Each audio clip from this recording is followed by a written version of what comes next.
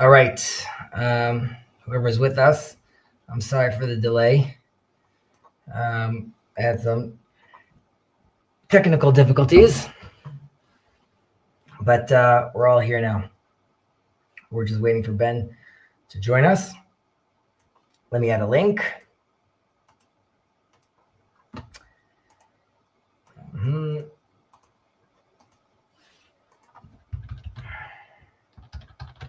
Hey, Ben. Hello.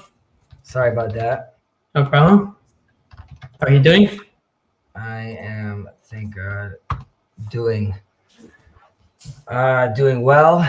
Um, Week flew by, so a little crazy. Mm-hmm.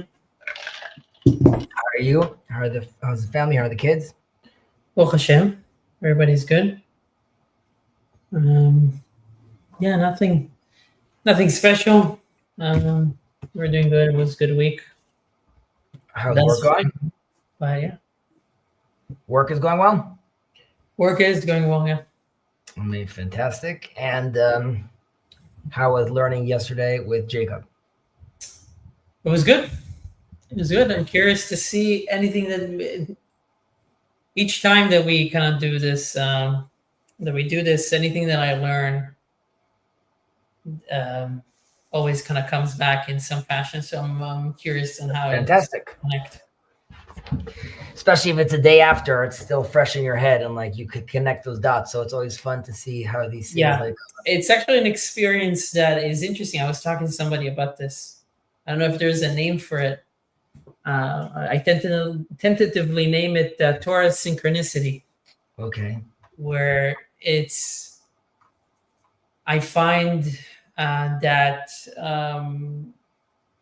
the more when I started learning is that learning Torah more regularly, or just learning Torah, that everything that I would learn would somehow connect to everything else that I learn, or sometimes do, or any discussions that I have. It's like it's a unique.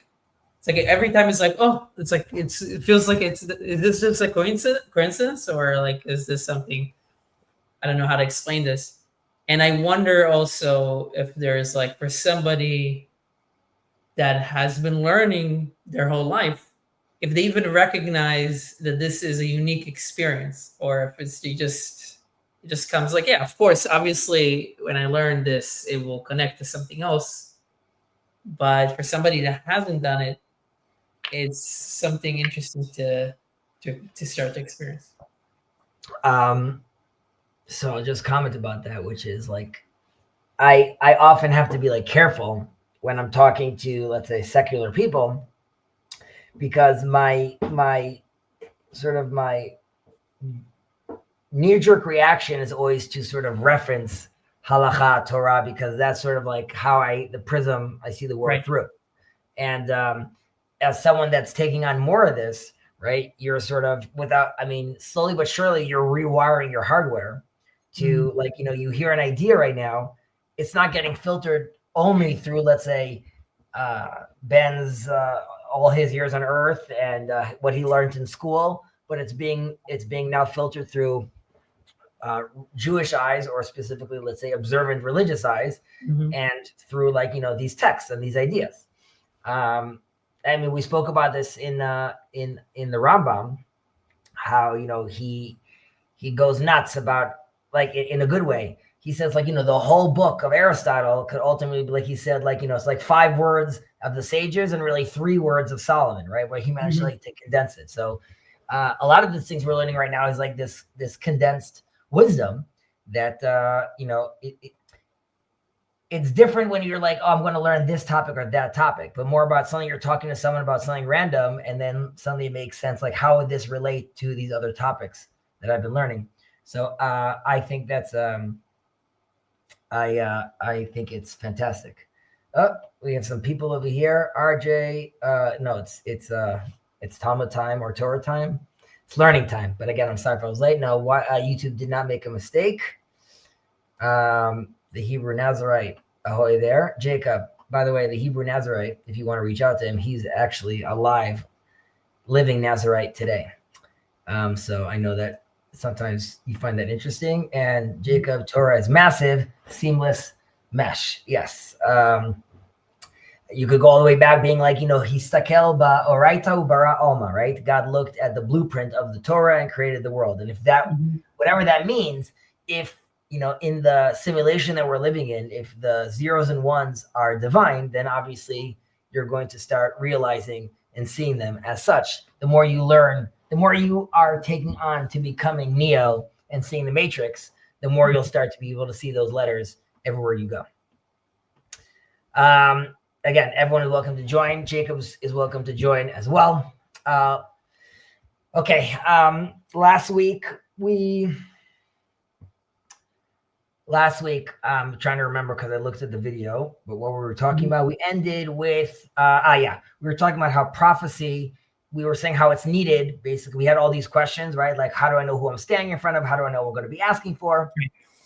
And then we gave examples of, different prophets. We gave Shmuel and Avi, Samuel, right? And we were talking about how we gave this example about the people were sort of complaining. He prays for God for to sort of punish them. And there's like this heavy rain that falls and destroys their crops. Then they ask him, like, please pray for us. And what's interesting there is Samuel says, like, it's far be it from me to stop praying. Like, I'm always going to pray. And it's sort of him recognizing his title, even as a prophet, but sort of his responsibility is to pray. And we were mentioning there how the people of Israel don't stop and start reading Psalms, right? Or them praying themselves. Rather, they call out to the man that knows how to pray, right? Do your thing. There's a famous idea of, famous story of Choni HaMa'agel. I don't know if you know Choni. Right, so Chani is really like, he's third generation. His father and his grandfather. His grandfather was like fantastic in it. He knew exactly how to ask for rain, and his son less so, all the way to Choni. And nevertheless, Choni was known to be able to interact with the rain matrix, so to speak. And there's a famous story that he makes a circle in the floor. He says, "I'm not leaving until it rains," and then it rains, and that goes on and on. But there too is an idea of the community identifying someone that knows how to pray. And because they know how to pray, they could actually make things happen and grant things. But again, all these people are seemingly prophetic people. How would one get in touch with Hebrew Nazarite? Discord, email. I'm YouTube mainly. Also other platforms. Feel free to get in touch. There you go. You could talk to him here live. That's not a problem to do that. I should mention though, before we move forward, that it's not that prayer didn't exist at all, like from a national perspective, because we were saying that's usually not happening, but we do have Har Sinai, right? Mount Sinai. And it's not necessarily a prayer, but there you have, let's say, a divine revelation, and people, they're all aware that God is speaking to them, so much so that they ask Moses to have him stop, and you should take it out. But they're clearly, the people of Israel are also in the loop. And of course, also in the temple. When you're in the temple and you are clearly aware of who you're praying to, then you could get that alignment of even the masses could also participate and talk to God. But generally speaking, we're talking about these prophets. And then we sort of wanted to ask, which is like, if we're not prophets, right, how are we doing this? Right? We're saying at the end of the day, we conclude that the prophets are the one that have the way to do it. How are we doing this? Mm-hmm. Right. So I guess the important detail that we mentioned last week is distinguishing, I think, right, the distinguishing prayer from the prayer is distinguished by the fact that it's a conversation. It's a conversation. It's a back and forth, and not necessarily. I think one example that you have of let's say the Greek of giving a sacrifice, asking for a very specific thing or something like that. Mm-hmm. There are things that are kind of missing the mark in terms of what we consider to be prayer in this context. Correct me if I'm wrong. And then the only other thing is, I don't know if we mentioned it before, but it kind of reminds me a lot of Rabbi Sachs covered this a lot, of making a point of the covenantal nature of Jewish faith, maybe mostly as on a national level, And the way that he talks about the covenant, and probably other people, is kind of reminds me a lot of our discussion here about prayer when we were talking about this again, like this back and forth. It's a dialogue. Yeah. I mean, it goes all the way back to be holy, kedoshim to you, kedoshani, right? Be holy, for I am holy. Mm-hmm. If you want to discuss things with me, again, I'm using human terms over here, but it's as if God is saying, I don't want to be the only holy one. I could only talk to you if you guys are holy, and I want to dance with you guys, but I could only dance if you guys level up to being holy, where we could actually discuss and have this dialogue. Right. Which we'll get into that, which is how do I get to this place, and how do I even, what's the term? Koved rosh. How do I put myself in this place of being prepared for this conversation? Mm-hmm. But, okay, where do we continue from here? Okay, so we said the prophecy, right? So how are we that we're not prophets? How are we doing this, right? How are we, how we know, we don't know, like we said, we don't know who we're standing in front of and how we're asking. So how are we doing this? Now, the answer to here lies in a teaching, all right, in the Talmud, where there's the Anshe Knesset Hagdolah, right, the men of the Great Assembly, and they had 120. It's 120 sages were part of the men of the Great Assembly. Some of these were prophets, right, and these prophets are the ones, together with the men of the Great Assembly, who are establishing the Amidah prayer, the silent prayer, the 18 prayers we were talking about. And the Talmud also adds in that, the prophets, when they saw that prophecy was about to end, right, like with their prophetic vision, they sensed in the air that the force is leaving, right, Mm-hmm. and they had a fear that prophecy, like when it's going to cease, there's not going to be any way to have an authentic prayer, right? They were aware of the things we're talking about right now, which is most people don't know how to connect, and while during their time of prophecy, there's sort of paganism around also, right? Idol worship is also running rampant because, people are very connected to these energies. Nevertheless, the prophets are realizing that we don't want people to get confused. We want people to know how to pray. But the problem is that that's going to end soon. We feel that coming, right? The temple is going to get destroyed. So what do? The prophets are then they're compressing their prophetic insights and their spiritual knowledge into a structure and a language of the Amidah, right? They're condensing it all into these sequences of words, right? So when we're praying today, we're not really just reading these words. We're actually entering a spiritual consciousness of the prophets themselves. And in that way, prayer actually becomes a daily reenactment of prophecy, right? So I have a mitzvah, I have a commandment to pray and sort of touch the idea of prophecy 3 times a day. Mm-hmm. And this is why we have this fixed language in our prayer, because it ultimately is aligning our neshama, our soul, to Hashem, right, to the divine. And I would even say that some people, I don't, but some even say this short prayer. You might find it in some of the Sidurim that they pray, before I pray, let my words and my mindset be like those who know how to pray, i.e. the prophets. Right? So before I even start the prayer, I'm already saying I know I don't know what I'm doing. I know I'm just reading these lines. It's sort of like a dry run of prophecy, but I'm hoping that while I'm saying this, and I hope that you could put me in the mindset like they were, like they knew what we're doing. So hopefully I'm not just saying these words, but even if I am just saying these words, right, you hope that in this dry run, there's going to be little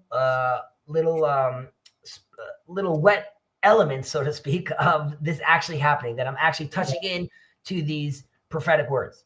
And that's why, and we'll get into this when we're talking about the text themselves, but in Shema Kolenu, in one of the prayers, that's where you're supposed to bring in your own personal request. But you're not supposed to be doing that all over, because there's a specific sequence that you're reading into, and you're pouring your own consciousness into that, connecting to the prophet's consciousness, connecting all the way back to the divine. Right. Interesting. So I guess we will also cover, maybe you alluded to this before, that because this is like a mini prophecy, the way that you prepare for this, the way purify, is going to have, it can be compared in some level to how the prophets would prepare themselves for it. Right. So we'll get into that sort of, but like what the religious experience is in general, and sort of how does the world see it, and how do we see that? Do we want to walk through morning prayer? Just looks at Justin. Okay, so RJ, and just think over here. All these things are important. This series is really focused on, let's say, specifically on the Shema prayers and the Amidah, because of what we're saying right now. Because like we were saying, the morning prayer is not really a prayer. Those are all sequences leading up to prayer, and the Shema and the Amidah prayer are the actual prayer, as in these are the remnants of prophecy. These are the sequences that are still connecting to God. That doesn't mean that when I wake up in the morning and I say Modeh Ani, as in thankful am I for raising, that's not still a relationship that I'm building with God. But putting myself again into the consciousness of the prophets, that's only going to happen in the prayers we're talking about right now. So that's why we're focusing on these. But perhaps when we're done with the series, we could go back to those prayers as well. Okay, I'm going to mention it. We'll get into it a little, but we're going to get into the more of the meat of this blessing when we read about the blessing. But it's worthwhile mentioning the Birkat HaMinim, the blessing of the Minim. Jacob has talked about this. So I'll get into a little of this, but it's worth mentioning because even though prophecy ceased, right, there's still an echo of it that's remaining. And the Talmud tells us that this is specifically within the people of Israel that still have this prophecy. And like we said, there's the Made of Great Assembly. I think, if I remember correctly, I think 80 or maybe a little more, 83. That's the number that's in my head right now. 83 of them were the prophets, right? And we said that they because of this, they could put together the blessing. Now, we should mention, though, that during Rabbi Gamliel's time, right, there's a new challenge that emerged, right? But this is sort of after the period of prophecy, right? And he decided we're going to make this blessing Birkat HaMinim, right? So again, we'll get into it more, but like the Minim, and Jacob is of course, he could join us and correct me if I'm wrong, but the identity is debated who these Minim are. Some were saying that these are philosophers really with like heretical ideas. Some are saying that these are Jews that were sort of like, we'll say distorted beliefs, right? More maybe possibly the early Christians.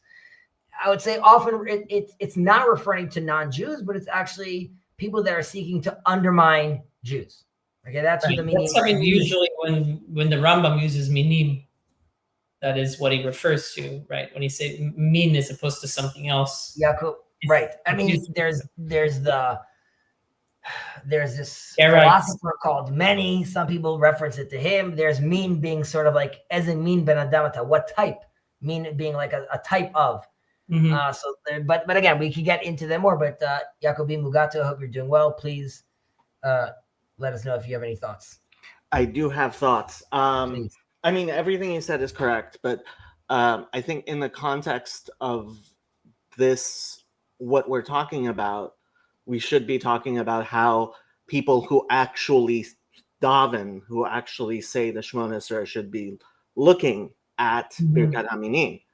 And I mean, well, ultimately, I'm just cutting you off for 1 second, just so you could understand my framing. What I want to do right now is just explain how it was even added, less about like its context, and then later on we'll talk about the actual thing. There I'll also mention like, you know, the version that they found in the Cairo Geniza, where it does mention like the Christians. But yeah, like, no. I meant okay, when you're davening, right?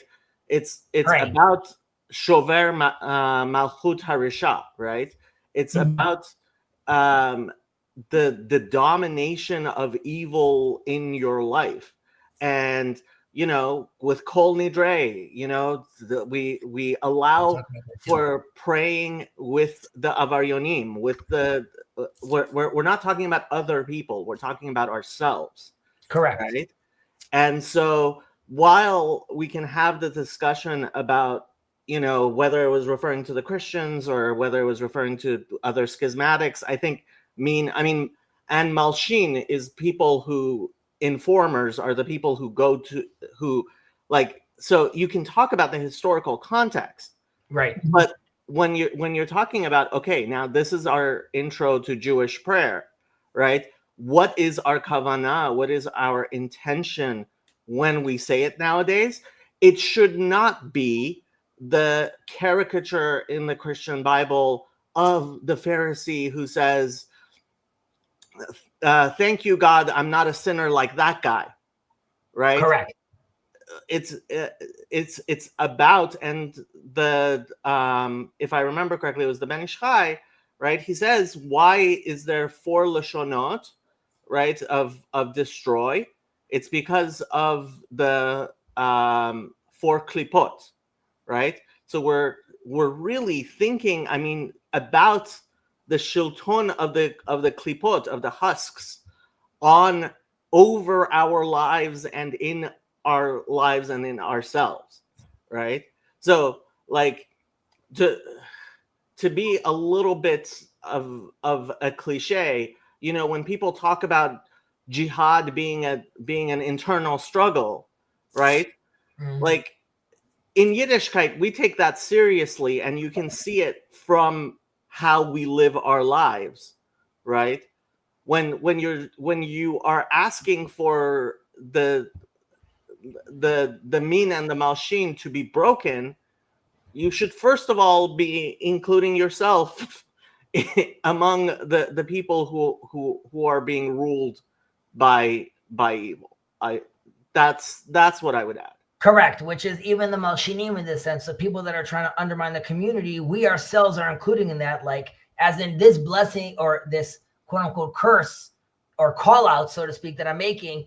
I'm even calling on myself, assuming I fall under those, and just again, just a little note about the context, like Jacob mentioned in the past, which is when I'm talking to people within my community specifically, right, they're going to feel very uncomfortable being there if there's prayer sort of is also like about them, right? So it also leads, it protects the community in a sense where it does make you feel sort of uncomfortable if you realize it's talking about you. Obviously, right. one could change his ways. Of course, he doesn't have to leave the synagogue. And the context, I mean, when I took CW to shul with me, I pointed out Birkat Haminim. I told him some of the history. I said, I mean, if you feel uncomfortable, this is when we're going to say it. If you don't want to be there, whatever you want to. This is where we're going to say it. Everyone's going to point at you in the synagogue. Exactly. That's exactly what happened. Cue the lights. But the within the context of the Shemon Esrei, right? How does Shemon Esrei start, right? Hachzirenu l'tshuva, salach lanu, refa'enu, right? It's like there's a preparation, and I think within the context as a Jew, by the way, great book, To Pray as a Jew by Chaim Donin. Really well done. Mm-hmm. But, you know, it has a context. And the Jewish context is very different from the description that a lot of people outside the Jewish context attribute to it. Well, I mean, so,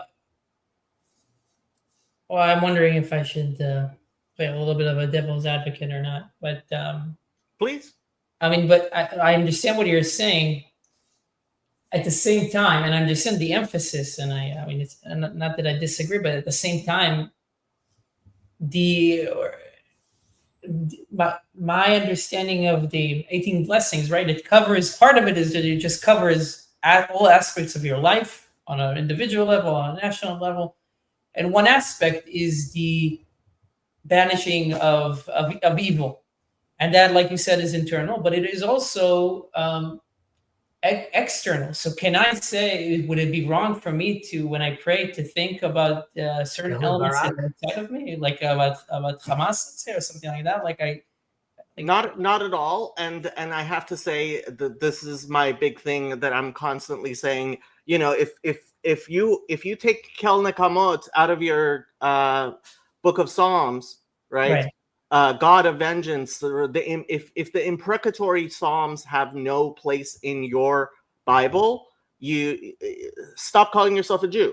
Right. So this is and a Christian.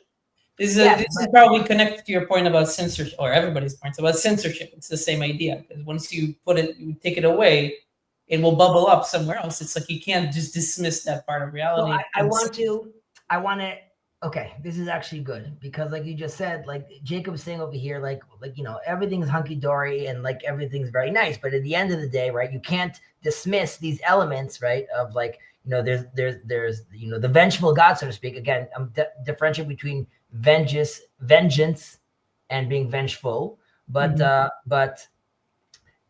but even that's in a context, right? It's not like how someone knocks into your car and you get angry about that. So this leads us into this. This leads us into this question, which is again, how did the men of the Great Assembly add this on, right? Even though we said prophecy ceased, even though we had those 83 prophets, how did this happen? Right. So the Gemara explains that I'm just laughing because there's someone in my neighborhood that I call him this, called Shimon HaPakuli. Shimon HaPakuli, he's called Pakuli because when he would bend down, one of the ideas was like, how far do you need to bend down in the praying that your vertebrae pop, right? It's like also like hitpakeku. Either way, he Rabban Gamliel asked, right, who could compose this blessing of the minim, right? Which is also real. We should realize he already knew that there's this blessing of the minim, as in it's as if there was this Excel chart that they had 19, they left one open. We're not filling it out yet. Now, and then Shmuel HaKatan, Shmuel the little steps forward. Now, the prophets really prepared a space for this blessing, like I said beforehand. And with their great prophetic vision, they foresaw, like we said, that this moment eventually would come. They didn't want to insert this blessing prematurely because, as we say, the sages of Israel, like once they say something, many times it happens, right? So we're not trying to bring something in before it's time, yet that we're aware of this. And when the time was right, Shmuel ultimately completes the framework that they already built, okay? And we have to ask, though, why is it Shmuel HaKatan? Why is it he, the one that could do this? So there's, and Rabban Gamliel had two of these dilemmas, right? Like we just said, I can't because prophecy ended. And how can I also write this? Assuming prophecy didn't end, how am I purely writing this for L'Shem Shamayim, for heaven's sake? Like we just said, Ben, like, how do I know that this is, I'm calling someone out and I'm being vengeful, but that can't get out of control, right? Because this is still happening through like a divine process. So here too, and again, the context we should remember that during that period of time of Rabban Gamliel, there's a lot of sinat chinam, right? What would you say? How do you say that in English? Baseless hatred? Baseless hatred. Yeah. So there's baseless hatred going on at the time. And if someone who doesn't have, someone with like unresolved grudges is going to write this blessing right now, even if he's like a great person, it's going to target the wrong people. Now, Shmuel HaKatan meets two of these criteria. We said a prophecy and not having sinat chinam. So the Talmud tells us that we called him Shmuel the Little because he still retains some of the spark of prophecy, and he says like he is like a descendant of Shmuel, or he is carrying on Shmuel the prophet, his divine prophecy. Towards the end of his life, I think it's in Tractate Sota, but I don't recall exactly. Before Shmuel HaKatan dies, the Talmud quotes some of his prophecies that he said before he died. And he was free of hatred. How do we know he was free of hatred? You and I learned this together, Ben, in Pirkei Avot, right? It says, Shmuel HaKatan haya omer. And what do we say when it says, Hu haya omer? When he says, it's not something that he would just say, but rather this is something that he was known for. And he would say, B'fol oivecha al tismach, right? Don't rejoice when your enemies fall ultimately. And because of that, only he could compose this blessing because he had no access, or not access. There was no additional corruption or hatred in his heart, right? He knew how to put together, also through his divine, through prophecy, but also through his temperament, he knew how to put together a blessing that's calling people out and cursing them while maintaining it directly towards those people that need to be called out. The second someone repents, it's not for him anymore. And the second, and if it's not just talking about your neighbor that was not nice to you or someone that you're mad about, right? So we don't want someone while he's saying this blessing to somehow have like this overflow of negative abundance, so to speak. That makes sense? Yeah. Okay. One last thing just about this. We have the 18 blessings. The Talmud tells us is Jacob, how do I say keneged? Shmonai Esrei Askarot. Oh, in reference to, I guess you're In trying reference to say? to. So it's in reference to the praying of Shema. God's name is mentioned 18 times. And here we have this 18 times we have the blessing. We spoke about in the past about the bottom up sequence, right? And top down. So top down is God giving us a Shema, right? That's through Moses. And we have those words. So that is God giving us the sequence that we know we could use and we know is prophetic and divine. The bottom up is the 18 blessings, right? Which we just said we have the prophets involved, the men of the great assembly, and that allows us to go back to God. However, the 19th blessing of the Minim correlates to when we say in Shema, Echad, right? That God is one. And here, the idea was that we knew that there's going to be something that's going to challenge the unification of God.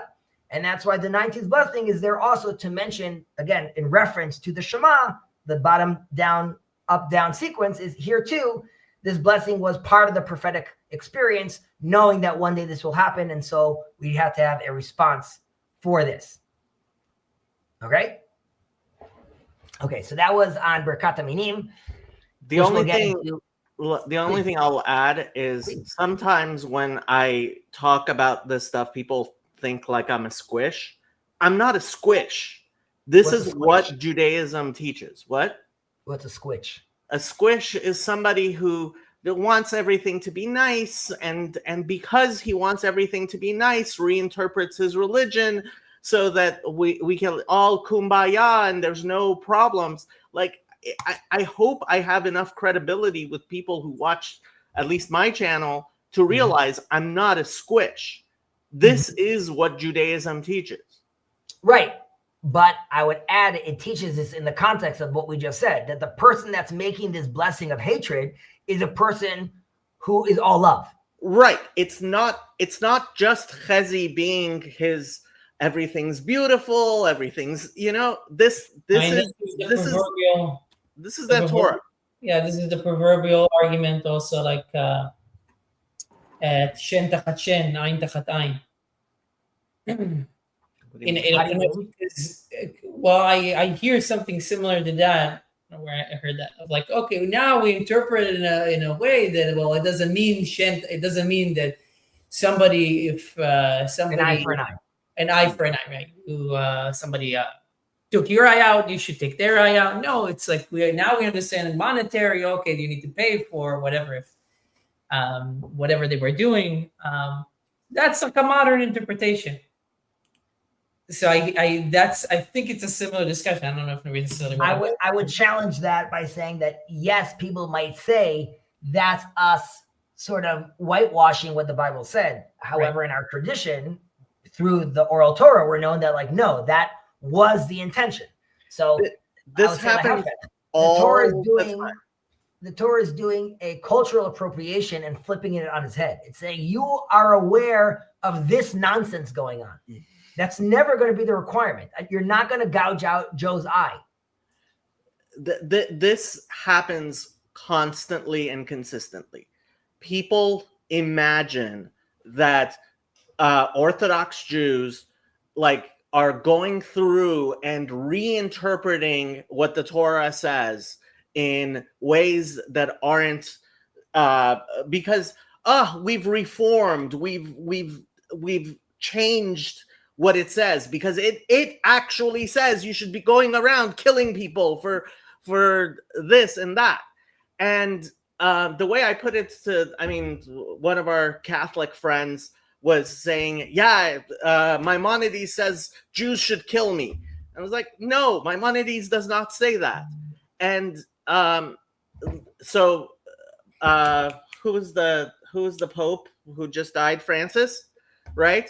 So when he said the death penalty is inadmissible in the Catholic Church, a lot of Catholics were like, "What are you talking about? You're changing, not traditional, right?"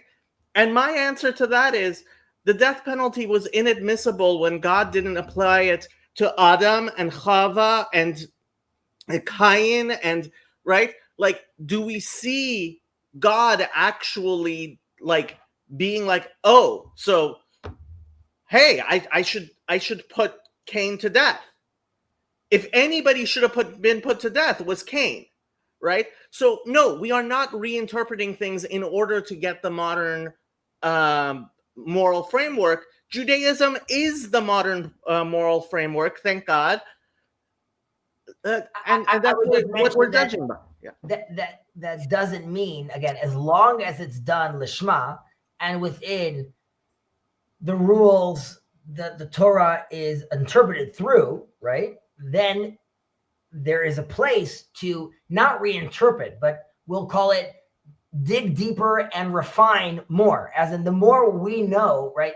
Once we find, like, as science progresses, that it's not a challenge to Torah. It just shows how deeper Torah is, basically. Many times that can be confused as if we're like sort of copy pasting or trying to modernize ourselves. And there's this, we've had many times, this definitely could be like a slippery slope where someone feels now it's time to make this change. But we digress. Okay, let's continue. Hold on, CW is here. Oh, okay, 1 second. CW, I hope you are doing well. I hope your wife are doing well and your family's doing well. This reminds me of A.D. Knox classic study of religious conversions from around 500 BC to 400 AD. I have no idea what that means, but I'll use this opportunity to say I got to see CW's prayer closet, and in his prayer closet, yes, he actually has an actual closet in his house that is dedicated to prayer, and his prayer closet has the largest library of Rav Soloveitchik writings I have ever seen in my life. Okay. Yeah, that's kind of funny. Is CW Jewish? CW is an interesting person. We go according to the Talmud, right? He denies idolatry, so he's Jewish. I don't know about that. He's kind of sort of a Trinitarian. God have mercy on his soul. But there's a reason why Al Haminim, like the lights started flashing when he came to shul with me. Okay. Before we dive into the religious experience, and let's say Koved Rosh, again, just on the Regel Achat, I want to loop in the Kabbalists for a moment, which Jacob and I are very fond of, right? Which we would call them the heirs of the prophetic or prophecy, basically. So like we said, it's formally ended, right? Prophecy. But the spiritual current really never fully disappears. And it continues with the Kabbalists, which are the Mekubalim, right? This is who they are. And the Talmud teaches us, right? I just mentioned that there's some people that could will disagree with my interpretation of, not my interpretation, from what I've learned. But I'm just saying this is from what I understand, right? That there's a story that God makes Israel swear, right? That they're never going to reveal the end of days. They can't say this. It's very appropriate with what's going on in Israel. I know Jacob hates my my messianism. So we're not allowed to reveal the end of days. And now we have to ask, why is an oath like this needed, right? Why does God need to make like an oath like this? And he needs to make an oath like this because the people of Israel know the end of days, right? That's because the people of Israel have people within them, which we'll call the prophets, that still know this, right? Or their spiritual successors, so to speak. Now, some people say that this conversation in the Talmud is it's in reference of the first temple, right? Which is like but however, Jeremiah already told us this. Jeremiah already says that after these 70 years, right, the exile is going to end. And that's why it makes more sense that this has to do with the destruction of the second temple. And so which prophecy is gone, but there's still like sort of remnants of it. And Rashi over there also interprets that the people that took the oath, the actual oath that God is referencing over here, were the prophets. Some interpret this as the Kabbalists, like we just said, like these are people that are their heirs. There's been much discussion about not revealing the end of days. Maimonides rips into the people of Yemen about this. Ironically, he says, don't do this. And then he himself does his own little equation over there. I heard a cute idea. His equation, his year is the year that the Zohar gets found. And some people said like, oh, that's what he was talking about. Like when the Zohar gets found. Okay, whatever. But I'm just saying some people spoke about it. The Vilna Gaon spoke about it. He told his students not to talk about it. 2 of his students did talk about it. They ended up dying. There's a whole, if anyone's interested in the Vilna Gaon's a prediction, it's in a thing called Kol HaTor. I'm very pro it, but I could understand how people would be, there's some of the things that were called into question. There's some answers for it, but nevertheless, I wouldn't put my money there necessarily. Okay. So those are the prophets. Those were the Kabbalists. And there's another story in the Talmud about Rav Chanina ben Dosa over there, who also, he is praying for some people to live and some people that are going to die. And the rabbis ask him over there, are you a prophet? And he says, no, but I was taught through Kabbalah, like Kibalti, like I received from my rabbis, how to pray properly. So this is also sort of like akin to Choni, like we were saying, people that still knew the sequences very, very well. And the Mekubalim, it means more than just like the receivers. It's also people that are grounded in the tradition of prayer itself. Like, again, like talking about, let's say, talking again about Choni over here. And we believe that the Mekubalim are continuing the prophets. And many times when you're reading the Zohar or you're reading Kabbalah, specifically when you're talking about verses of the Bible, we are taught that this is how the prophets understood these verses, right? So these deep, deep meanings that sometimes we just read at one level, right? We know that there's multiple levels, right? There's the pardes of how to understand these things. And the prophets with their infinite wisdom, when they say a verse, they are obviously seeing many, many deeper levels into these things as well. So can you just help, like, just shortly connect this back to the prayer? Are you just mentioning the Mekubalim, the Kabbalists, just to connect, like, these are also remnants of the prophecy that might help us understand? Yeah, so we have this issue, which is like, how do we pray, right? We are not prophets. And then we said that the prophets gave us the sequences of prayers that allow us to pray. We added this element of how do we add a new prayer over here, which is Birkat HaMinim. And we explained that was someone with like a prophetic tradition, that he could do this as well. Once we ended that, we added saying that like in this day and age, right, now we could come and rest on the idea that like, okay, we still have these sequences. That's why we could pray. But I'm also mentioning that the Kabbalists that all the way till today are people, true Mekubalim. You'll find a lot of hacks online today, but true Mekubalim are coming with a tradition that they've received that it might not be prophecy, but it's the interpretation of the prophets. And that also allows you to bolster. So I'm saying when you have Kabbalat Shabbat today on Shabbat, right? That's all the Arizal is giving us that, that wasn't there. That's all Kabbalic teaching.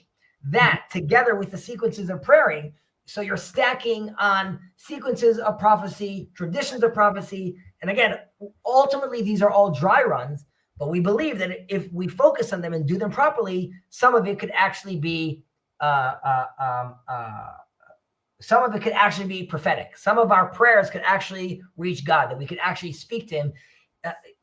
And we gave that example of Moses, right? When God says, like, close the gates because I don't want Moses' prayers to come through me. There's a sense where even God himself, because of the rules he's created, if you pray according to the sequences and you do it properly, you will reach me. Even if I don't want you to reach me, I'm leaving that back door open if you do it properly.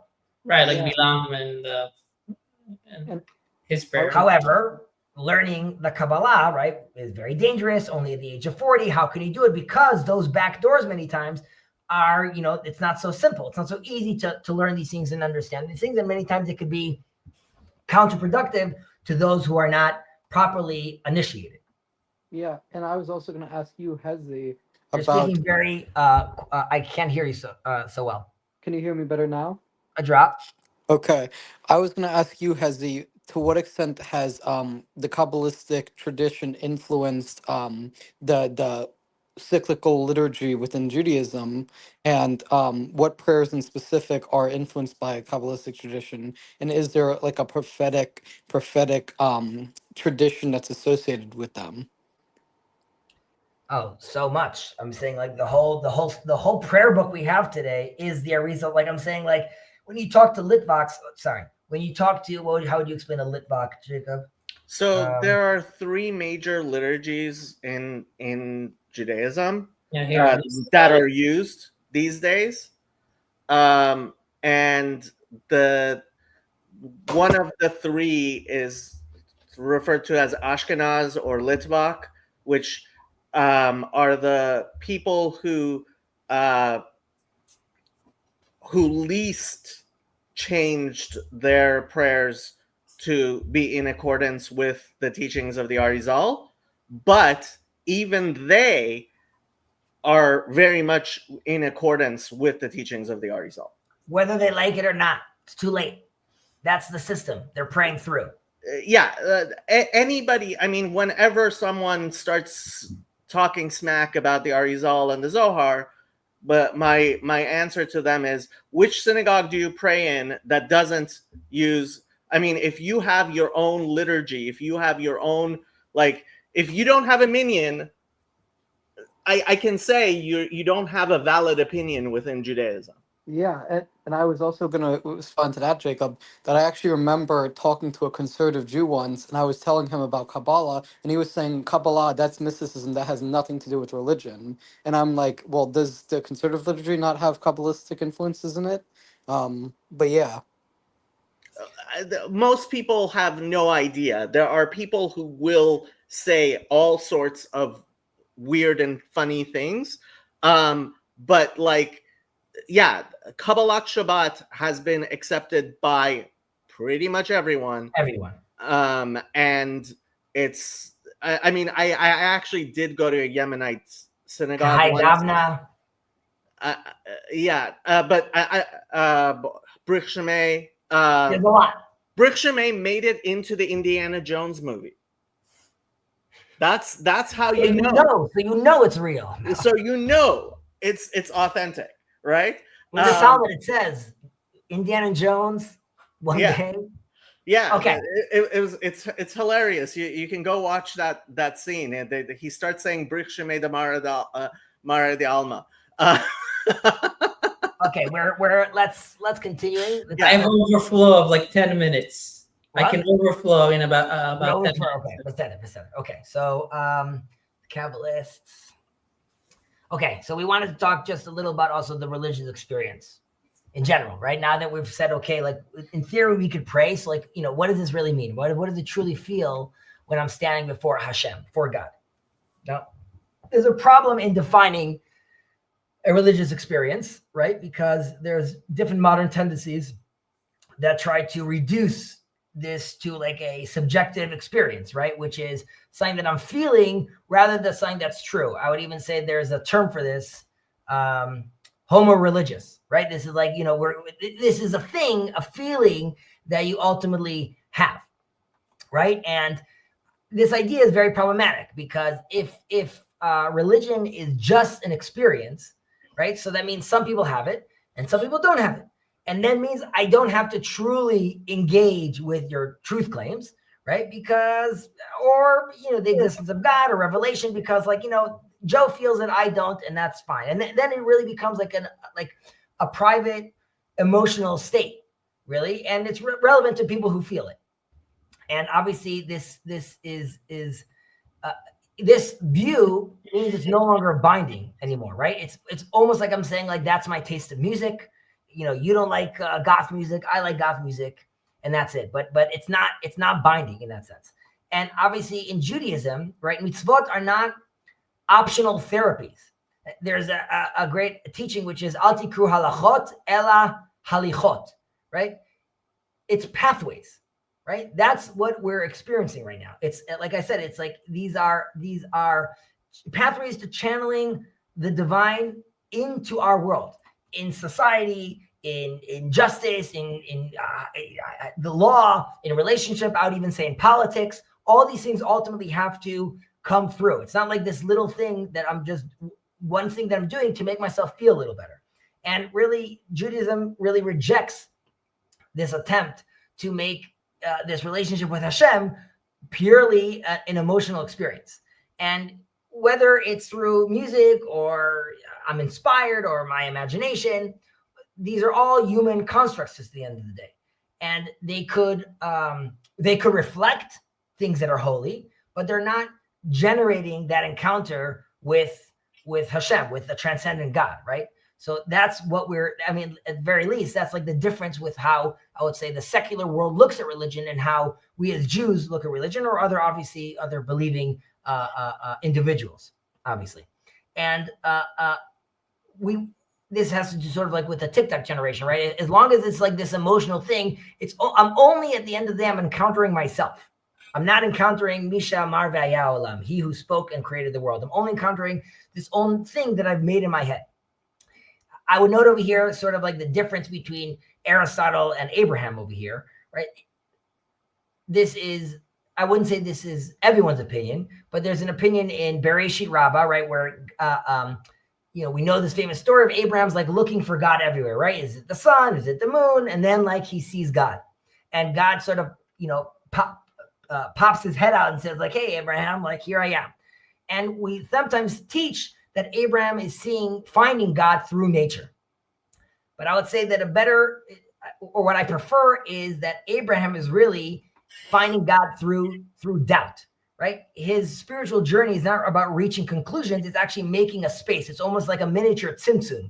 He's making a space. He's leaving a gap in understanding, and he's making room for revelation, right? He is dissatisfied with how the world is looking and how it's running, and it doesn't make sense to him, but he's really waiting for Hashem to reveal himself. He's putting out his ear to hear the ayeka. I would say that's a little different though than, let's say, what Aristotle is doing, right? Aristotle's saying like, I'm using like logic and I'm observing the world, and there has to be a prime mover, right? There has to be this first cause ultimately, and that's why it's a necessary concept. And I would say that's not what we're asking for. Our God, or Abraham's God, is a revealed presence, right? And this is really, we are looking to have a conversation and enter into a relationship with someone. Aristotle will never think that you could pray to God, because there's no way you could even connect to that.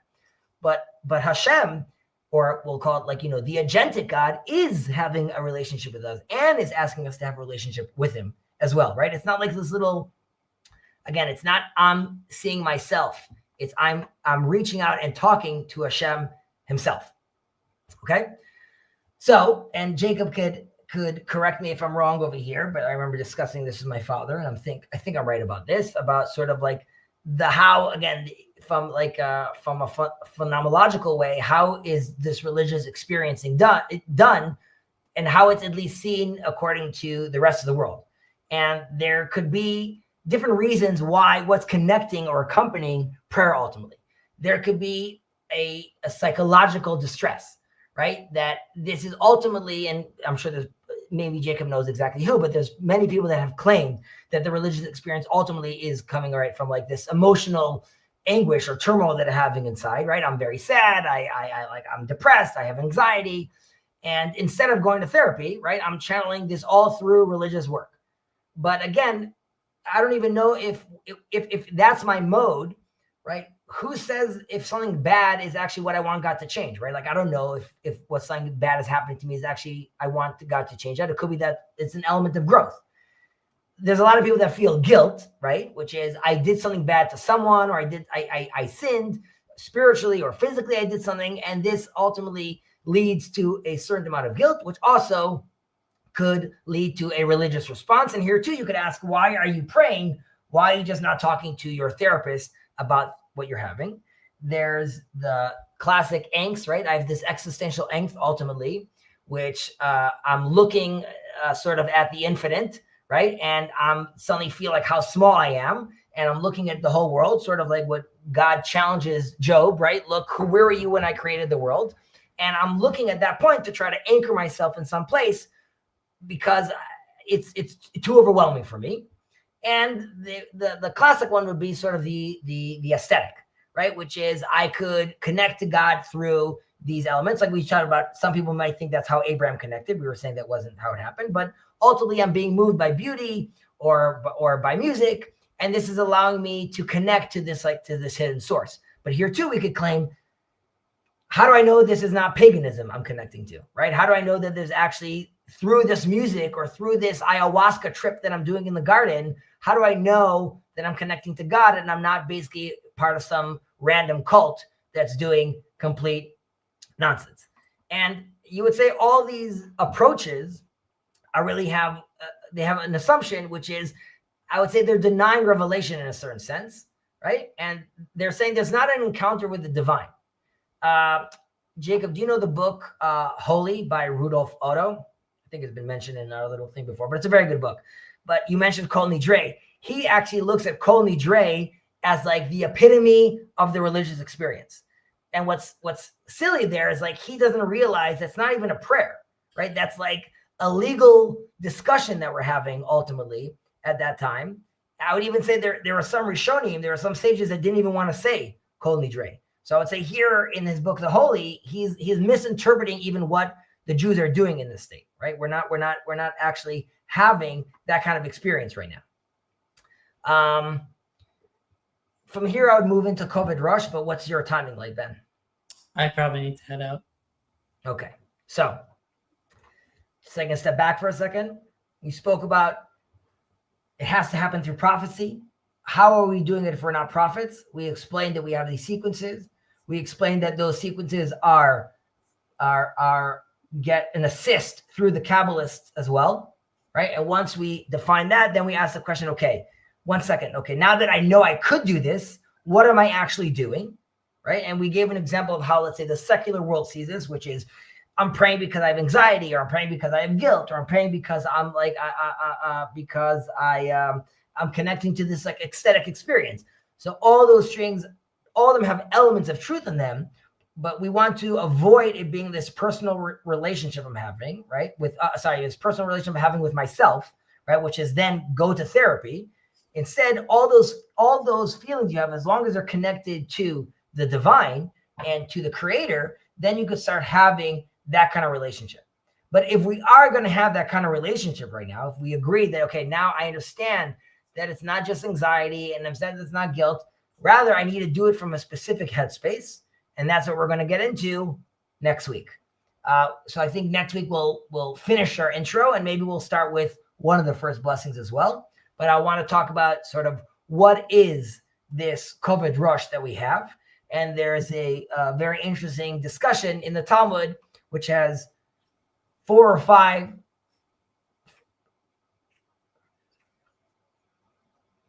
I think 5 different opinions with regards to what is this Koved Rosh and how to look and how to one participate in it. And once we know that, once we know this state of this state of being, this mindfulness status that we're going to be in, then we could actually engage with these prayers and what prayer actually looks like. Sound good, Ben? Beautiful. I bid you adieu, dude. Thanks a lot. Looking forward to it. Hang out for a few minutes, but we'll catch you later, dude. Okay. Okay. Any comments, thoughts, complaints? Nope. That all makes sense. The only thing I was gonna ask in the middle of you were talking about the idea that with the Torah, it's not that the science contradicts the Torah, but it's adding on to the Torah. Would you say? Not adding on to the Torah. It just deepens the Torah. Like, Okay. I'll give you an example. Well, the only thing I was gonna you could get hit with evolution and feel like, oh no. You could also then look at a verse that says, "Mechadesh b'chol yom ma'aseh bereshit." God every day renews the act of creation, right? And then you have to realize if this is a sentence that seems sort of opaque, as God reveals himself more in the world, it behooves us and the sages to look back in our text and understand where this also comes up in our text. We're not making things up. We're gradually expanding the Torah more. Of course, the Torah is given to a people in a certain context, but the revelation is ongoing constantly. And this is true about the prophets themselves. What they're saying, it's a two-tier prophecy. It's a prophecy for that context, and it's a prophecy for the future. It's not always clear for us, and many times in retrospect, we could see how these things come into alignment. But our job is to not necessarily look at these things and get scared for them, but rather contend with these things as well. Yeah. Well, the only thing I was going to respond to that is, and no, I understand like what you're saying. It's not that you're learning things about the Torah, but you're learning things like to sort of integrate it. It seems what you're saying. But the reason I was bringing this up is because I was having a conversation the other day with Jacob, and we were discussing the relationship between science and religion. And it seems like his position is that it's mistaken to use the epistemology for science to discover truths about religion, and to use the epistemology of religion to discover truths about science. Or that It is true that the Torah is not a science book, right? The Torah, it's a mistake to look at the story of creation and be like, but 1 second, where are the protons? Like, what verse here is really talking? And even though it says, and let there be light, oh, it means the Big Bang. Like, I think one will make a mistake doing that, because that's not what the Torah is written for. The Torah is not written to be a science book. The Torah is written to tell you how, not what this world is made out of, but how to participate and act in this world. It is true that within the Bible, you could also find certain elements that may also coincide with science. But it would be a mistake to look at it that way. That makes sense. So basically, you can find things that don't necessarily contradict the Torah, but that doesn't mean you're using the same epistemology there. Correct. Like, you could there's, I'm forgetting the exact verse, but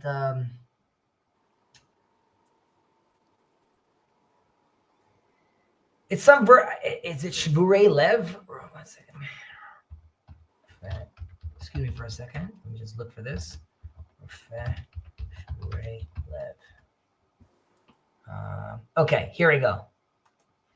I don't know. Jacob, what's Kuf Mem Zayin? Tehillim Kuf Mem Zayin. What would that be? 147. 147. Okay, so 147, it says, "Harofeh leshvurei lev umechabesh le'atzvutam." Right, so God heals the brokenhearted and bandages their sorrow. Right, so now you'd be like, "Wow, that's beautiful." You could understand how a therapist would be like, "Oh, I mean, what does that mean, heartbroken?" Right, so you could be like, "Oh, God is giving you a little element over here, which is that the participation in healing the heart in a certain sense is also something God wants us to do." But God can't talk, and that, or David can't talk about that verse about Freud or Jung, because there isn't Freud or Jung at that time. And not everyone is there at that time. And there are specific sages and rabbis and leaders and prophets that could stack all the way up, right, from the first step of Jacob's ladder all the way back to the heavens, and they could understand all these things. And there's some that are seeing the world and experiencing it the way they are right now, right? And down the line, as society develops and evolves, and we could evolve, and we could accept more of God's wisdom in the world, then yes, then God is at all times asking us to level up, right?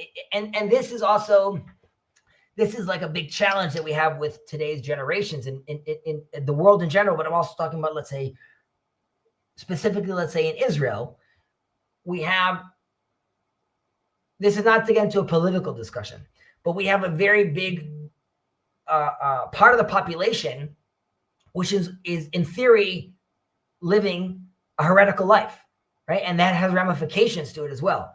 On the other hand, these are not the heretical people of the times of the Bible. These are people that want for the good of people and are kind and are participating without even knowing in tremendous amount of mitzvot. Rav Kook talks about how we never before had this generation of people that are so low and yet so high in a certain sense, right? Or like people that like it's this very unique situation that we've come to. And I would say there are some rabbis, like we've read before, Rabbi Malamed, that gets into a whole halachic discussion, which is like, how do we even perceive the modern day heretic? Is he still considered like? And he goes through levels of like, no, his sons could still receive their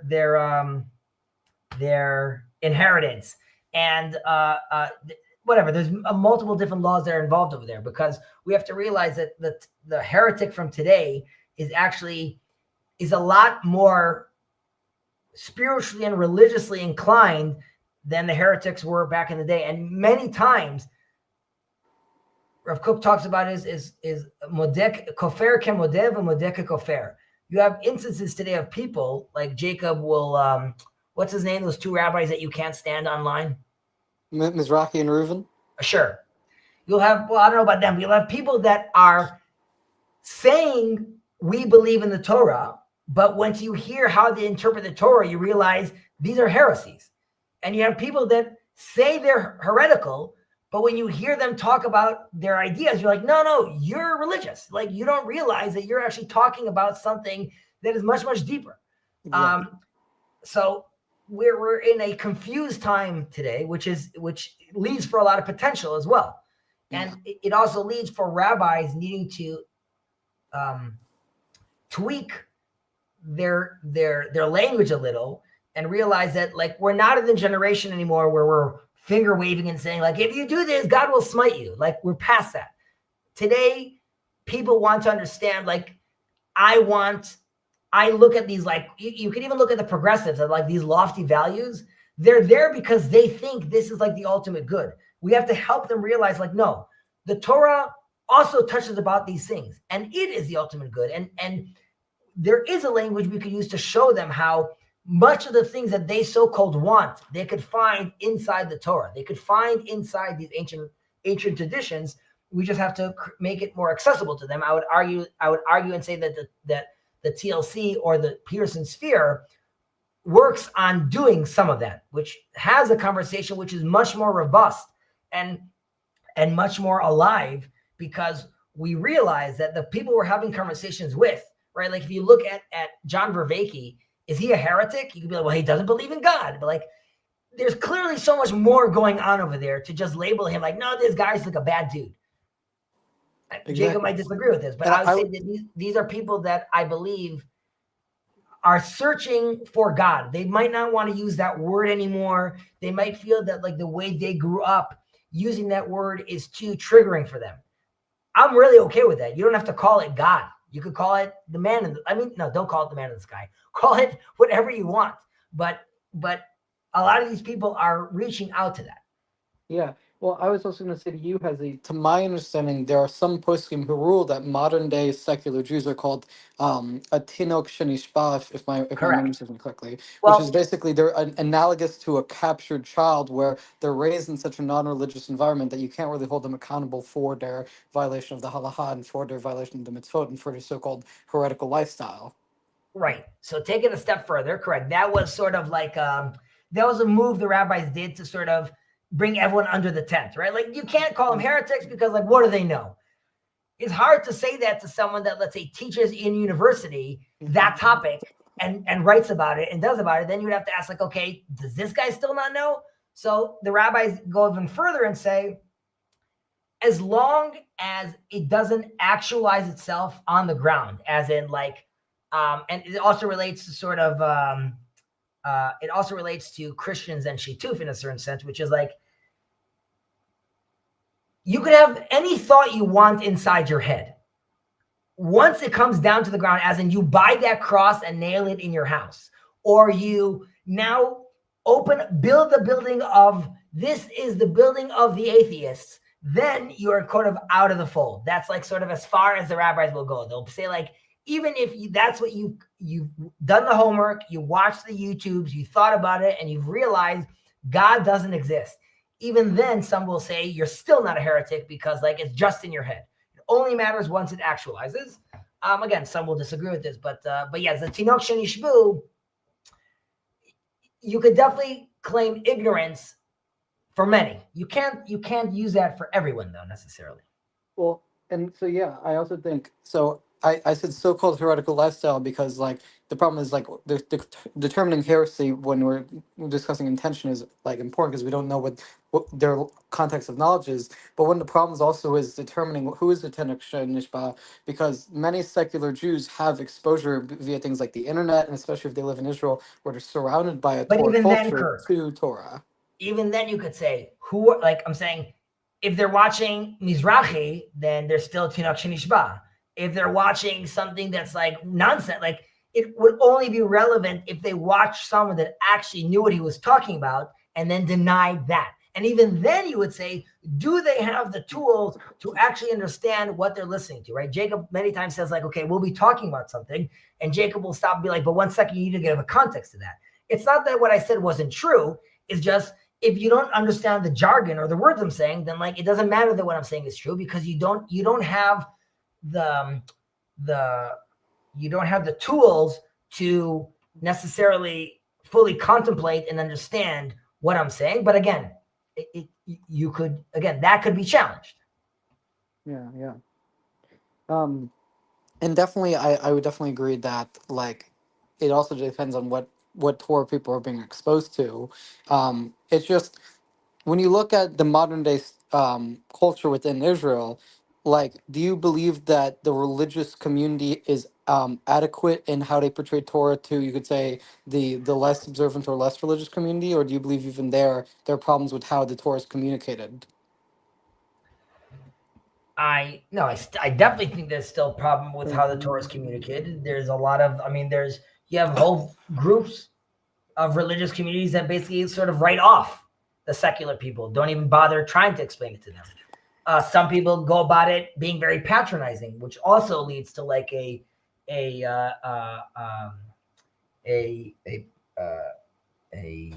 reverse reaction from what you want. And there are many organizations that do work on sort of having these discussions and having like these chavrutas, secular and Jewish people together, and having like sort of a different way of engaging and talking about these things.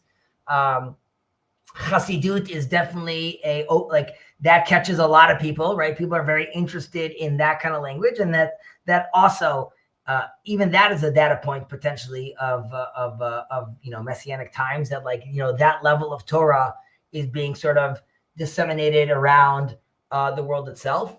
I'll tell you, and I'll share this interesting idea. I'm wondering what Jacob will think about this, but I could guess what he's going to think about it.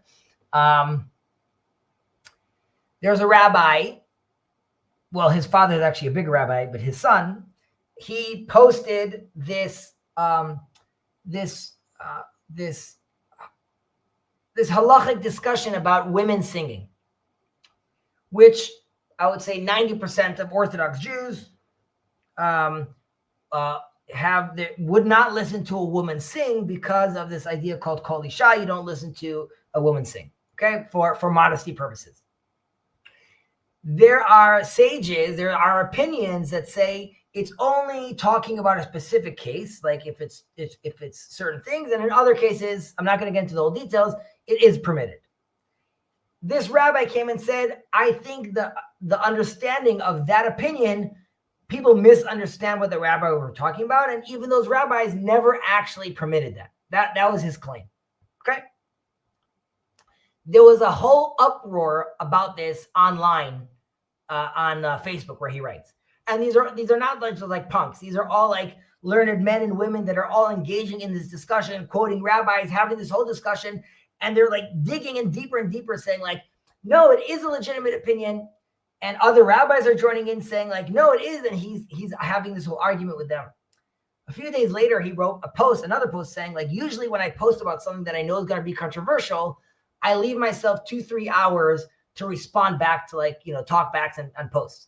He's like, I was not expecting this at all, because most people already think that most Orthodox Jews are not interested in that opinion.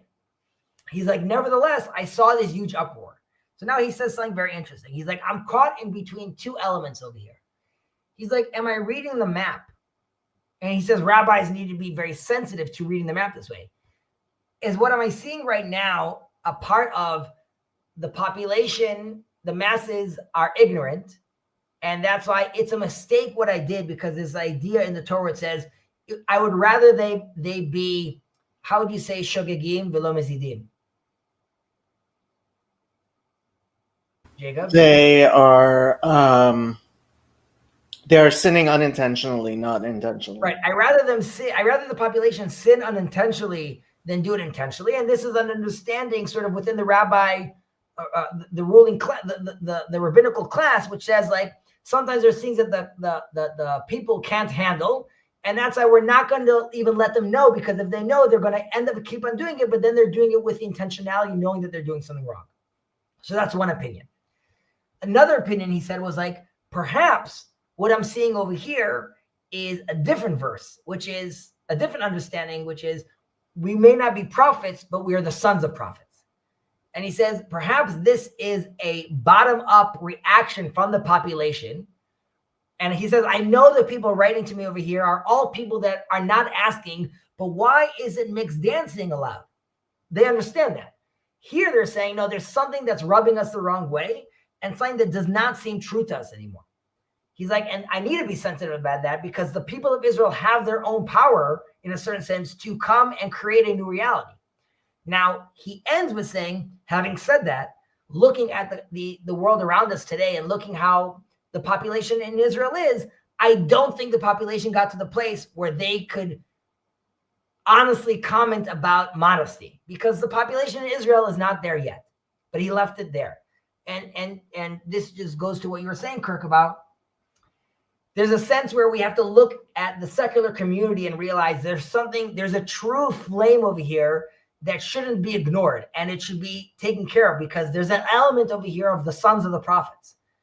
There's another element, though. We can't just now decide everything's open and we're doing whatever we want because we've reached this time, because there we could end up going to this other version, which is like, no, we're going to end up making everyone be living in sin. So this is a very delicate balance. And we're going to talk about this in one of the blessings, which is why we also bless that God will protect the sages, because it's the sages themselves that we look to, and they're the ones that have to feel this tension. Is the population in a place where I could give them this decree? Are they not there and I need to be more intense with them? And many times we ourselves feel this pressure, and we project it onto our rabbis, right? We're saying we're not necessarily satisfied where the Torah is today. We want more. We know that there's more to it, but we're not always ready to hear those things, and we're not always ready to accept those things. Yeah, that makes sense. And I've heard that this notion of not wanting people to sin intentionally is one of the reasons why it's generally difficult to convert to Judaism, because if you convert someone and you don't convert them before vetting them through an extensive process, then you're basically going to be allowing them to be obligated by halacha, and they're potentially going to be sinning. But which is why you have to make sure that their intentions are otherwise holy. Right, but I'm saying even there I could play this game, which is like if he came with the wrong intentions, they didn't know, then he's still a Tinok Shenishba, because if he would, like, that Tinok Shenishba move is, while I utilize it, I don't always feel very comfortable with it. Well, yeah, but I don't know how a Tinok Shenishba would affect a convert. Because even in his convert, right, I'm saying even in his process, if the process itself is faulty or flawed, how can we blame him? Why did the rabbis accept him? Why did they, like I'm saying, so like it's not his fault, because he didn't know, it wasn't the proper conversion. He didn't read the right books. He wasn't challenged enough. Yeah, that makes sense. And I think that would especially be true for and again, like, not to be too controversial, but just to be frank, this is probably an issue that conservative and reform conversions have, which is that conservative and reform conversions don't teach people to observe halacha in a proper way. And so if there are any halakhically valid conservative reform conversions, those converts are probably you could maybe use the Tinok Shenishba principle for them. So that's my point. It's a slippery slope, right? like how far like I'm saying maybe my Palestinian brothers that actually have like Jewish DNA, like they're also welcome back inside. Like, what do they know? How do they like? So it is a big question that you have to ask. I would say that, and this is sometimes what people don't realize, even in Orthodoxy, right? Which is different. You're not going to hear a rabbi say this on a loudspeaker. But even Orthodox rabbis, quote unquote, let's say more strict rabbis, one-on-one, if you ask them about this convert and keeping all the commandments or not, even there's wiggle room. And there's places where people are more understanding and there's different periods of time. It's more about this wholesale of like, basically accepting Judaism. You don't have to keep anything and just like, put on a yarmulke and a prayer shawl and you're in. Obviously, that's extremely diluted. Yeah.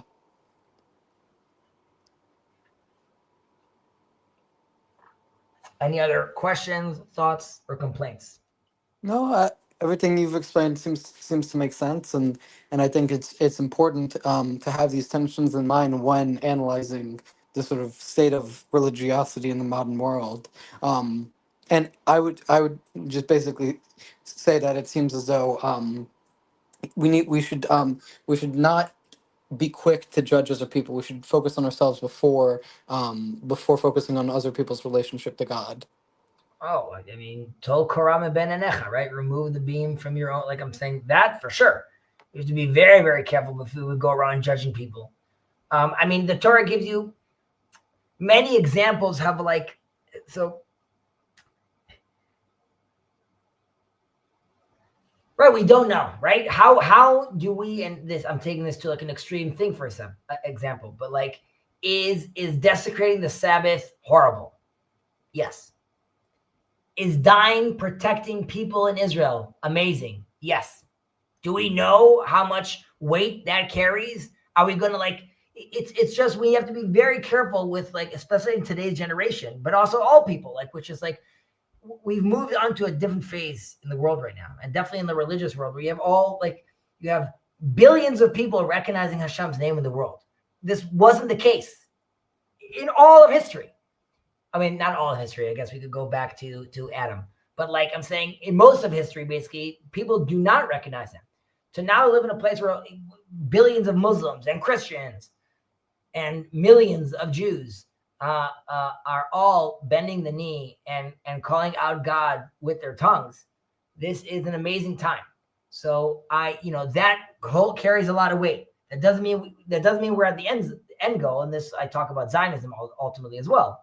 But like, we have to be very careful with how, and this is part of like what I talk about with Jacob, which is like, even if Jacob and I both agree how, and I sent a little link actually on YouTube. I don't know if you saw that, Jacob, on the Discord with that rabbi with the sunglasses talking. But like, while I don't think Israel is where it's supposed to be, we have to be very careful with like, swatting away the idea that like millions of Jews came back to the land of Israel, right? There's something there. Jacob would be like, it's sure, Chazi, I give you that, but it's a leap then to take that to being like the state of Israel. Sure, that's like his reaction. And I would say for people it would also be wrong to just ignore that data point of being like, we're clearly in a different phase right now where like you have all these millions of Jews in this place. So, and that means something about the Jewish people. So we have to be very careful with how we judge people, how we judge ourselves, how we're judging a whole generation. I not only watched that small clip, I went and I watched the entire discussion. They're very strange guys with strange ideas. He works also with Rav Shirky as well. Where in the Discord is this? You can find it. I think it's on links. You'll find it over there. But his name's Rav Yehuda. But he specifically about the Israel-Palestinian conflict, there's a lot of what he says which you don't get to hear almost at all in Jewish circles. And not only do I agree with it, but also from like a political Machiavellian point of view, I think it's like a much better language to be using with our Muslim brothers and sisters. And I think it would do us a lot of good. But again, you could go. But watch as it. he admits, he's kind of talking to a wall. The people who listen, the people who need to hear what he's saying, don't want to hear what he's saying. On both sides, right? Whether it's our Arab brothers and sisters, and yes, there's a lot of Jews that like, you know, to hear him. I mean, he's talking from a position of power, but like he says, for example, that like, of course, it's the land, you know, Israel and what we have here and all our connections in the Torah, all the good stuff. He says, but we need to feel confident enough in that to then react back to our Palestinian brothers and sisters and say like, yes, you did suffer horrible trauma. And like the Nakba was horrible. Now that for a lot of people, let's say in my synagogue, they would go nuts hearing that, of saying like, whoa, what are you even talking about, of like recognizing a Nakba and things. And that's, we have to realize like, definitely if you want to participate with what I'm saying, it's just like, you know, we're at like a messianic period in the state of Israel. Like it only works if you present yourself as Israel. And if you present yourself truly as Israel and the Torah values, then you're not going to be able to ignore the fact that you have these people living in your land, right? That's the big tension. There's nothing more Israel. There's nothing more Jewish, let's say, in the Bible than the tomb of the patriarchs and Hebron and all those places. And the other thing the Bible talks and hammers constantly is the foreigner living in your land. And like, and here you have this, I mean, almost as if God wrote the script. You have this crazy tension that we're not going to be able to avoid. And we have to be able to participate and speak about it confidently.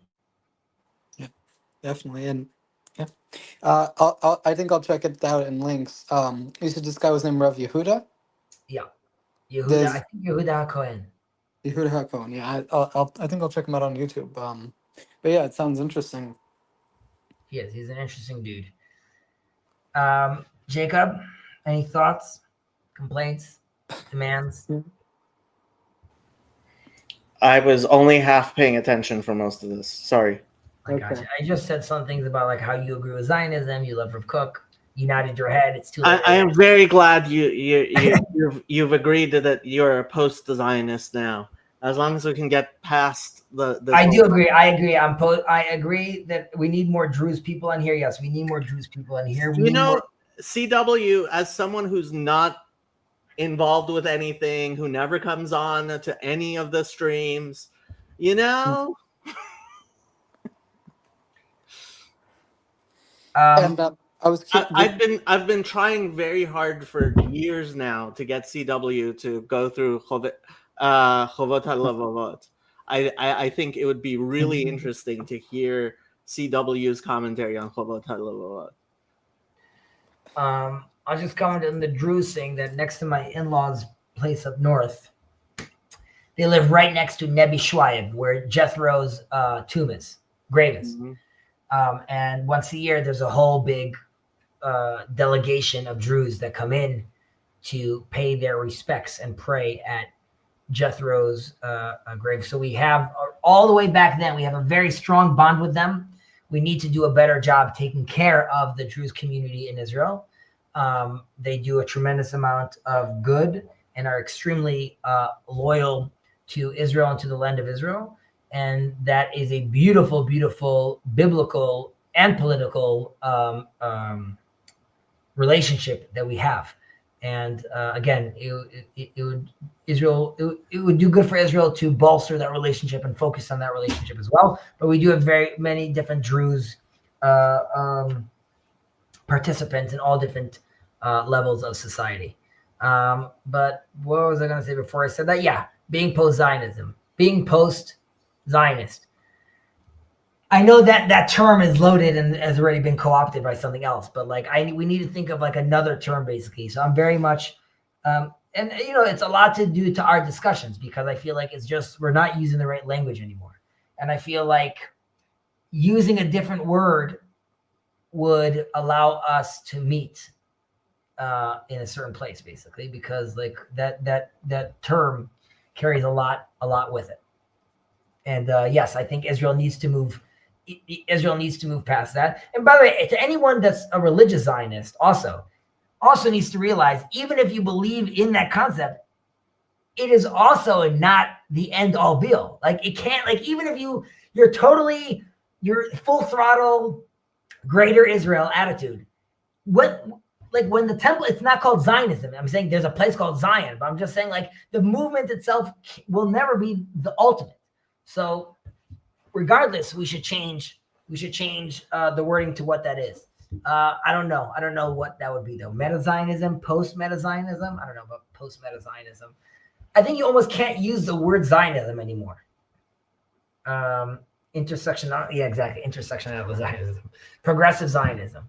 No, I think maybe it needs to I don't know. It's almost like I don't want to call myself Jewish anymore. I want to call myself a Hebrew.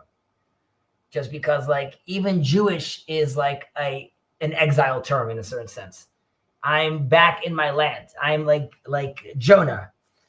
A Hebrew am I, and I am a God-fearer. Yeah. But I don't know. I see how that would work.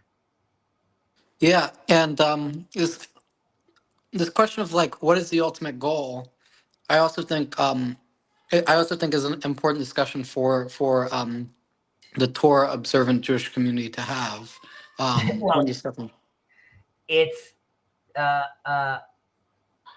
it's a I mean, that's part of the problem, which is like all observant Jews, whether they're Haredi or modern Orthodox, all are learning about, rectifying the world, bringing the temple, manifesting God's glory in this world. Like that's always been the game. How to actually do that was like, well, like you don't force Messiah. Messiah will come. We're like waiting for him, right? Like we're not like, and that's why we never even built a system around like, what does halacha look like with like a state, with a country, with a thing, because it just wasn't something that was relevant. What's confusing about this time is like you seemingly have something that you could now start putting things on. If you think it's divine, then there's a big calling on you, and that's scary. If you don't think it's divine and you think that this is actually like some sort of like secular nonsense thing that's being built, then you obviously want to stay away from that, because very easily that could turn into an idol, right? That could turn into like, this is the end all be all. But the ultimate end all be all is, of course, creating I don't want to say a state, forget the state of Israel, but coming back to the land of Israel, manifesting God's glory in the world, having a temple, creating a universal language, which all people will then, of course, recognize. That doesn't mean everyone becomes Jewish, and it doesn't mean everyone else's identities get erased. It's us finding our place as a priestly class, which doesn't happen in a vacuum. It only happens when the other nations of the world are also oriented into what they're supposed to be doing, because we're not doing this solo. We're one big body. We are just the heart inside those organs. But we can't all have hearts. We can't all have legs. We all have to do our thing. So we need to shine our light bright, so we could shine it on them, and they could shine it back on us, and we could have a beautiful relationship. But that is the end all be all. Yeah, and that there's definitely a beautiful end all be all. But then I would say, then do you think this goes into like, I think a point we've made. I mean, I don't know. We haven't talked for a little bit frequently, but we've talked about this before. We've talked about this before. Even though not frequently, this idea that the difference between how some secular Israelis see the state of Israel and how you see the state of Israel is that some secular Israelis essentially want to see Israel be like Sweden. And basically, you seem to basically believe that one of the reasons you believe that secular Jews, if they want it to be like Sweden, should just move to Sweden, is because if ultimately they want something like Sweden, there's plenty of countries to do that, but that's not what Israel's about. 1,000%. B, I would argue that even Sweden, they really want Hashem. They just don't understand. They will settle for human ideals that they don't even realize ultimately stem from the Bible, right? So them talking about freedom and like you're welcome, world, for recognizing that we're all made in His image, right? And how much has been built off of that idea, right? You're welcome, world, for Egypt, explaining how we all should be free. So we for 2,000 years, we're sort of doing our own thing, right? We weren't having a discussion out there, and the world was doing, like, I mean, the Declaration of Independence is an amazing thing, right? Jacob saying, like, I love America, which I also love America. That's like the reason, I think, Jacob will correct me if I'm wrong. The reason you love America is because it's not that it's perfect, but as a secular country and its founding, the religious elements in it, that's what it's ultimately trying to manifest. And it does a very good job as far as like a country and its laws and things like that in creating this environment, which almost has never been seen before, ever, right? So, and the reason the founding fathers were successful in that is because they were tethered, anchored to Hashem and his commandments and his values. We have forgotten that, right? When you see people on campuses losing their mind, we have forgotten that.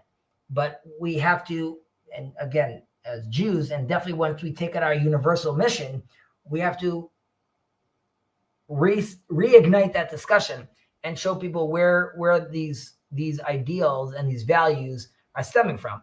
So even to the person that wants it to be Switzerland, I really believe he wants what I want. Ultimately, he just doesn't see it manifest in what he learned in school or what he hears certain rabbis how they articulate themselves. And this is also part of the rub that Jacob and I have, going back to the discussion of like El Nakamot, which is, I agree that Jacob is correct to say, like, just giving this rosy version of Judaism and like, everything kumbaya is misleading, because it's not everything goes and it's not everything open. I would argue that he is correct. However, the language we use should be a loving, softening language. It doesn't mean we have to deny those truths. It's just how we go about it and how we explain these things, because there are some things that we could be saying in a certain language, which is like a little more archaic, which won't make sense to someone today. That doesn't mean we have to change the truth. We just have to package it differently. And I believe our sages have given us the tools to do so. Part of that is the discussion we have with the Noahides, other religions, like we've been discussing, which is when Jacob and I talk to Christians or talk favorably about other religions, it's not because we're making that willy-nilly. It's because there is language like that and opinions like that just haven't been discussed or not known. We are now sifting through those things and bringing them up to allow us to have that discussion.